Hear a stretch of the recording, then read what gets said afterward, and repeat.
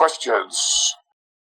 Okay, so before going to question, I had one insight. I'm sorry about that. So what I realized... Why are you sorry about an insight? No, let's hear it. What's the insight? I was sorry because you wanted to ask question, that's why. But yeah, the insight is everything is just a modulation of senses that I am aware of. Is that so? It's like, again, I keep using I am aware of. I'll get back to that. But this, I was listening to Rupert's lecture, and I think... Rupert's, okay, wait a minute. Yeah. Are your thoughts... What senses your thoughts? You're aware of those, right? Yes. I don't know the self. How should I say that? Like, it's not a thing. It's just... What would you say it's sensory? Your thoughts, are they sensory? It depends how you define sensory. Well, that's what I'm asking you to do, because you just told me that everything that you encountered was a modulation of your senses. Oh, okay. So modulation of my senses plus thoughts. Okay, plus thoughts. Okay. Yes. What about memories? Those are thoughts. Okay. And fantasies? Thoughts. Those are thoughts. Okay, all right. So. And what about abstract concepts? Thoughts. Money as an abstract concept? So, yeah, it's a thought, but when you touch a coin, there are physical sensations involved. Okay. All right, so there's two things, thought and sensory input. That's what you're saying, okay. Yes. Good. Oh. All right, let's keep going and see if there's anything else, but okay. So what I wanted to say was, I think Rupert talks about how... Rupert Spira, right? Yeah, Rupert People Spira. won't know who you're talking about. Yeah, sorry about that. Yeah, Rupert Spira. And he gives he talks about an example about an email that you have opened up on your laptop or computer screen. Okay. And that email is there. You do something, you write something, you click send, and then you turn off your monitor. Where did the email go? Or where did the writing of whatever email that you sent, where did it go? Okay. I think similar thing happens with respect to my awareness and thoughts. When I am looking at a tree, there are visual experiences, and if I touch them, there are like... Let's use a sunset, right? A very beautiful sunset. Yes. All right? Yes. Now, what is that sunset made of? I can't ever talk about what it is made of. Well, what are its components? What are the things that are necessary for the sunset to be there? Oh, yeah. So I would say sight and feeling, touch as well, the feeling of warmth, and a thought on top of it to imagine. Well, wait a minute. You don't have to go to thought yet. So, but what else? You also need a sun, right? You need an atmosphere. That's the thing. I don't know whether there is proof of physicality of those things. I didn't say physically. I just said, what is it made of? Okay, you are right. But again, that is still discriminating or splitting up my senses. But it's not just your... Okay, so what I hope you were going to say was that for a sunset, you need the sun, you need the atmosphere, you need a horizon, you need a planet that's turning, and you need an observer. Yes. with eyes. Okay? Yes. Now, where does that sunset go? Okay. Physically, I know like Earth turns around and all, I'm but just drawing an analogy with the email, right? yes, So tell me where the email goes. it goes. The one that was on your screen. It goes nowhere. It. Oh, really? It's just that, or it goes everywhere. I don't know. How should I say? Like, it's like senses. You have to decide what level of abstraction you're speaking of, right? That's what we have to do first. Otherwise, there's just confusion. So, for example, when we're talking about consciousness, we have to decide whether we're talking about level of alertness, whether we're talking about, or we're talking about something more mystical than that, right? Like Zen or something like that. And we're talking about the world, we have to decide, well, are we talking about it in the absolute sense, or the ultimate sense, or are we talking about it in the sense that we experience it, right? And the reason for that is that what we learned is that everything in this world is made up of other things, right? Okay, what do you mean by that? Well, I'm just talking about interdependent origination, right? Yeah, that. Okay, yeah, I get it as a concept. Yeah, that nothing exists inherently. Yes. That everything is made up of other things that also don't exist inherently. Yes. Right? So let's take a look at that email. Yeah. Now, what was Rupert Spira's point, by the way, or what was your point with that email example? I was just saying the screen is what my kind of awareness is. At one point of time, it modulated the presence of email. But the moment you sent the email and turned off the screen, or maybe just moved to some YouTube video, the screen started modulating a different set of pixels or images, right? Well, let's say you're writing your email, but you still have your little trash icon, the little trash basket? Yeah. Yes. Okay, so that's there while you're doing your email. Yeah. Okay. Now, let's say you send the email, and now you have the screen, and you just have that little trash basket icon. Yes. Now, so it's still there. Yes. So what is it? So I'm not talking about specific things as such. I'm just talking how the screen, like whatever. The thing that's getting me is that you say you have to turn off the computer. Yeah. Okay. I don't think you have to turn off the computer to say the things you're saying. Yeah, that will be akin to death. But yeah, sorry. Okay, so someone else uses the metaphor. I think it's Bernardo Castro uses the metaphor of a airplane dashboard. Okay. You see all those dials, right? Yeah. But they represent something totally different.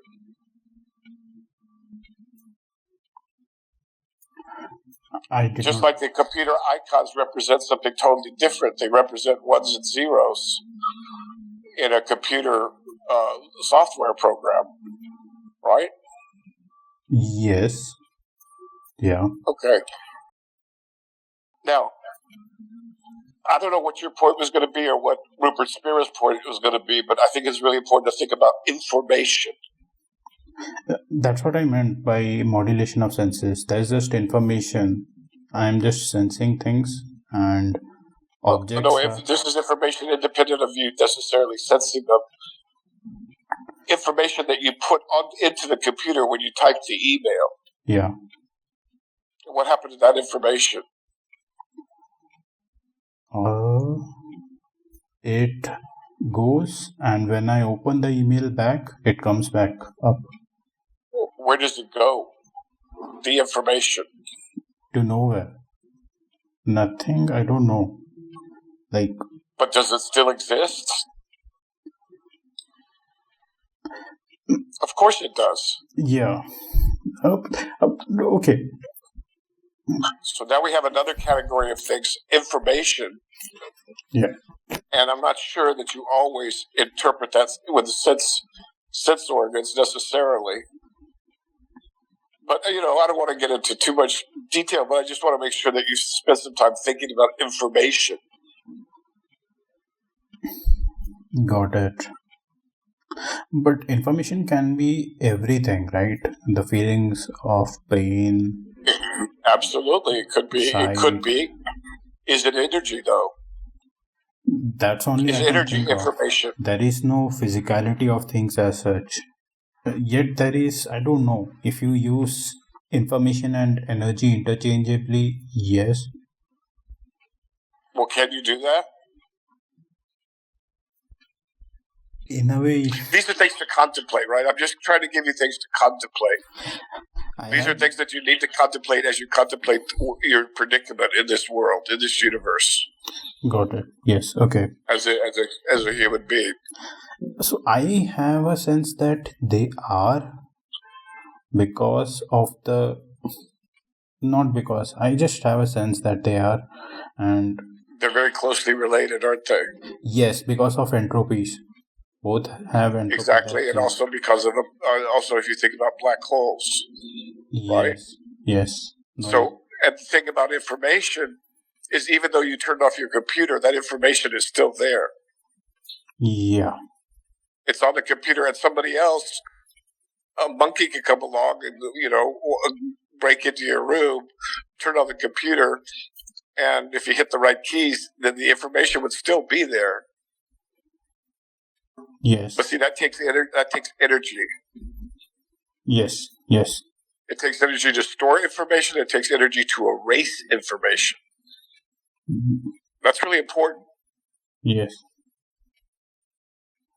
Does it take energy to remove information, though? It can eventually... Yes, it does. Yes, absolutely. It takes energy to erase information. But if no one maintains it, it eventually will... Yeah, but it'll still take some energy. Hey, I'm pretty sure. Okay, let's look this up. Who is it? There's a man whose name is closely associated with this understanding, but I'm blocking on it. I keep thinking of Gottlieb or something. So just ask the AI, does erasing information always require energy? Okay.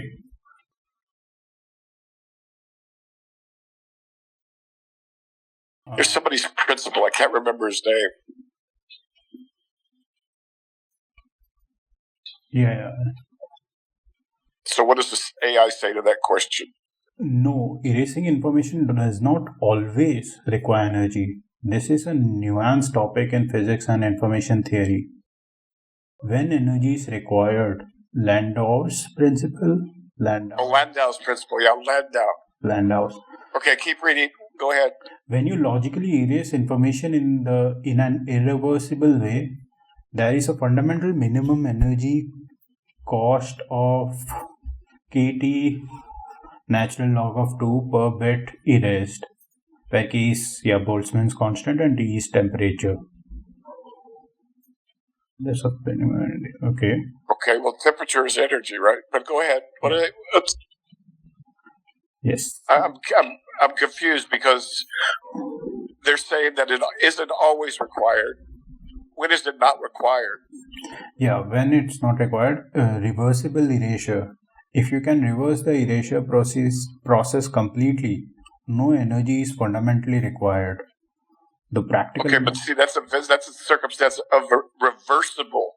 Yeah, but that's... Wait a minute, so what's the difference between reversible and non-reversible? Reversible would mean this process comes back to the original state. Examples? Examples would be folding of a paper. That's the information, is the folding of a paper? Yeah, like it could be initially it had, like in origami, right? Initially it was a fold. Well, it's going to take energy to unfold the paper, right? Of course. Yeah. Yes. And why is that? What's the question you asked it exactly? I think, yeah, this was the major question. Like, we were discussing how energy and information are related, and you pointed out how maintaining. Right. No, I got that. But what question did you ask the AI? I asked, does erasing information always require energy? And it says it's not required if it's a reversible Yeah, but reversible information. And the information, the only example we have is a folded paper. No, and that's what I could think of, but there could be others as well. But what are they? Water and ice. It takes energy to melt Those things. Ice. So that would mean any transition from one state to another would require some energy. I don't know. I'm talking about information. Yeah, but probably, wouldn't it? Yeah, that would always require energy, because you are changing information. Essentially, whatever you are aware of has just changed from one form to another. That will require energy. So what is the AI said that it's not always required? I don't know. I think these are all the places where it's not required are theoretically not required, but in reality that may not be possible. Do you have another AI? Yeah, I haven't opened another one right now. Okay, well, never mind. But so I'm still curious about an example of information that you can destroy without using energy. I mean, if the information goes back to its, okay, let's say we have the state 101, right? Yeah. And somehow or another we temporarily change it into 111, but it's done temporarily, then I guess it can swing back to 101 on its own. I'm confused by the answer of that AI. What is it? Read the conclusion. That can happen though, right? Just theoretically, 101. Suppose you made it to 111, then you left it to its own devices, and because. But that's still energy. Yeah. Isn't? I mean, I could be wrong, but I don't understand how anything's gonna in this universe. So this relationship between energy and information is a very interesting one. So read the conclusion that the AI comes to. The conclusion statement. I think we have practical consideration. Most real-world erasure processes dissipate much more energy than Lander's limit due to implementation inefficiencies. The fundamental limit is extremely small. Current computer operations use millions of times more energy than theoretical minimum. Well, that doesn't help us. So yeah, those are. I think what they mean is when energy may not be required are usually like theoretical situations where their processes are independent of the universe, but that is not the case. Like another processes that are independent of the universe. Yeah, like what processes are independent of the universe? They usually are not, but for analysis purposes, like that's what I believe scientists do, right? They come up with a model that try to be independent of other things when it's not really the case. Take ideal gas equation, for example, and all. In those processes, yeah. So how much information can you put into a black hole? As much as you want. It's just that you can't. No, you can't, because I just happened to read this, or ask an AI about it or something like that. What happens is the black hole gets so big that it takes in the whole universe, or something like that. It's not possible for some reason or another. There's a limited amount of information that can be. Oh yeah, because the information stored in a black hole is equal to the surface area, right? Not the volume. Okay, I don't know about that. I'll need to. Oh, yeah, okay. Well, never mind. We don't have to talk about that now. Yeah, got it. All right, so let's go back to your thing about the Rupert Spira and the typewriter and the keyboard and the email. What's the point there? Yeah, my point was like if you take it as an analogy with screen as the awareness and email as the objects in awareness or just senses in awareness, when you move from one tab to another, like one tab had this email, the other tab is YouTube, screen didn't go away. It's just that its pixels now modulated to something different. Okay, be like a movie screen, right? Yeah. Things don't go away as such. Same thing happens with my senses and thoughts. That's what I think. Not I think, I feel. Yeah. What do you mean the same thing happens? I am, so like I said, right, my awareness is similar to what a computer screen is. Okay, all right. You could use that analogy or metaphor if you want, but sooner or later you're going to have to drop it. And you know why? Why? Because remember, your body and your brain and your eyeballs are also icons on that screen. Yes, absolutely.